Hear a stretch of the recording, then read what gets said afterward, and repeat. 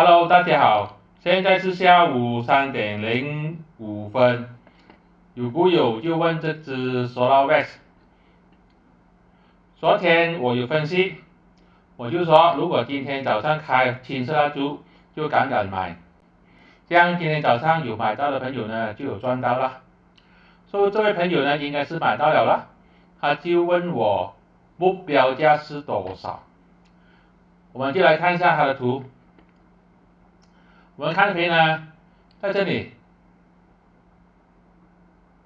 有这个筹码主力线、灰色线的历史，灰色线这条，它的价钱就是 1.3亿。可以说，如果它有能力突破 1.3亿，这个呢就继续持有，然后呢，它下一个价钱就是 1.38， 也是这一条。1.3亿、1.38呢就是目标价。